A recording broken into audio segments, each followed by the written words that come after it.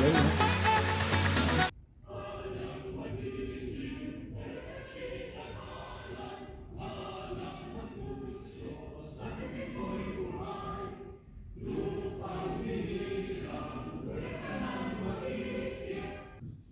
humbly ask you to bless our speakers today of your greatest inspiration. The aim of this program is to further enhance the capacity and skills of our teachers, especially all the Filipino educators, to meet the educational needs. And one of the, we call three tiger of agriculture, one of them build our university. From the Philippines, get some experience from not hazard.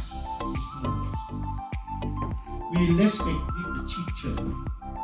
We respect with the, but right now, you know, easy. Oh. Magandang umaga po sa inyong lahat.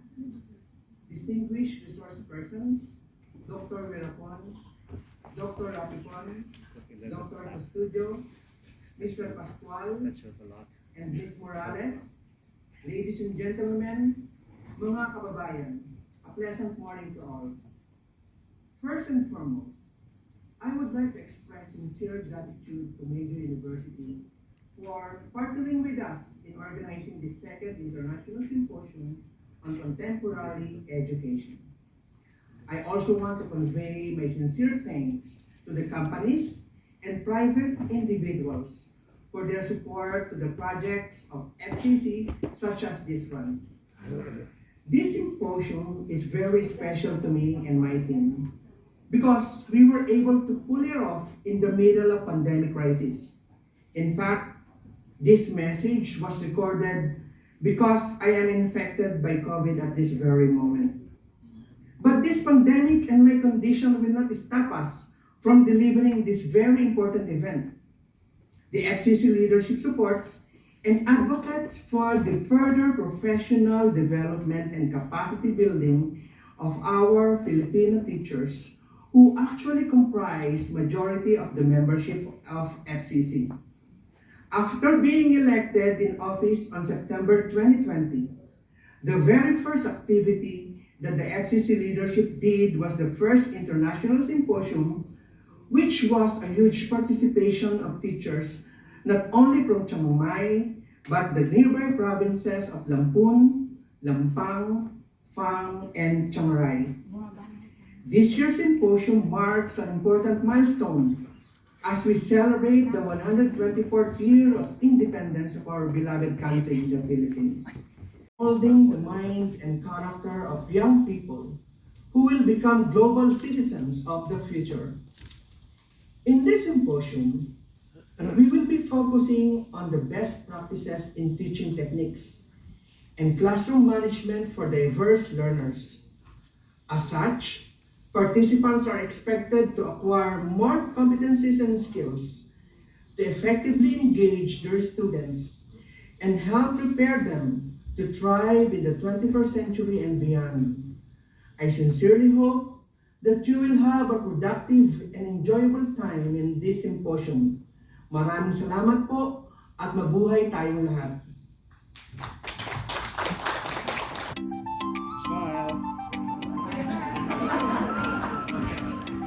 I would like to present to you our first guest speaker, the Dean of the International College of Maejo University, Dr. Rapipon Dongtonji. Let's give him a big round of applause.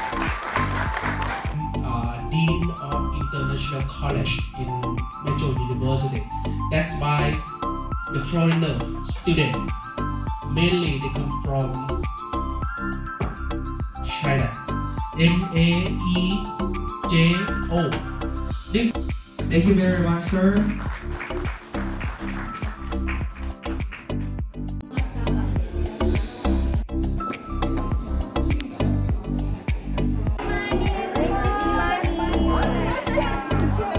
Look at here. Nice.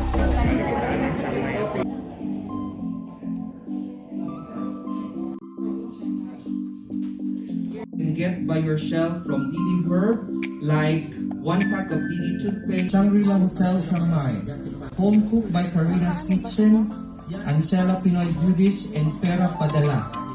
Cebu Pacific and Philippine Airlines.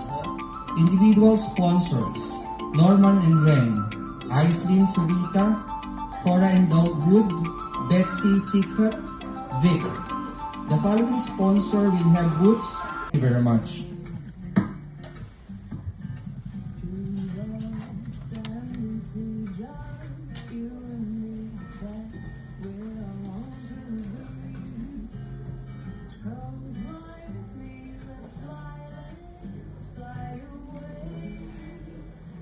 Picture tayo send natin kay Ulo. Kalate-late na naman po si Ulo.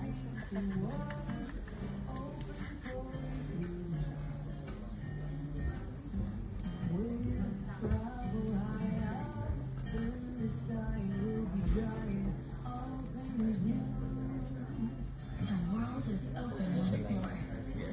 And the skies are open too.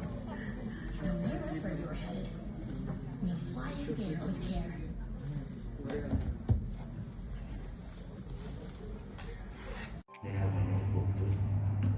Some of you are family here. Some know my life. First picture, the one Yes. with the family. Yes, there was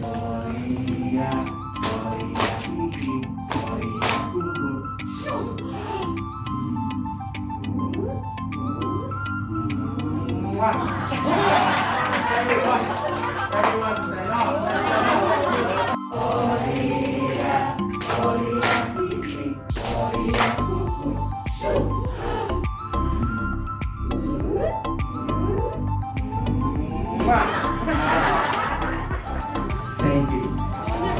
To knock the local dam down.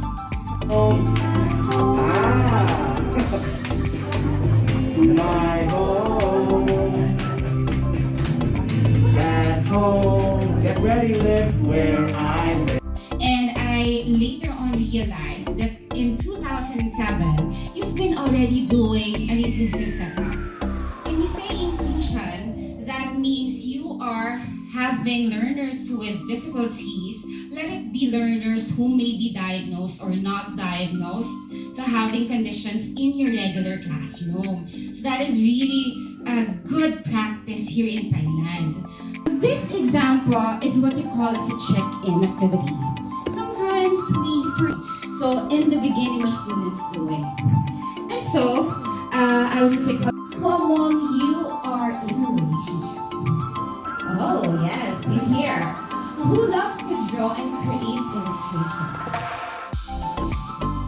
So it could be videos, audio recordings, podcasts, readings, and you have to speak the same language. I think this is an issue here, right? If you're a Filipino teacher, it's really difficult to learn Tagalog.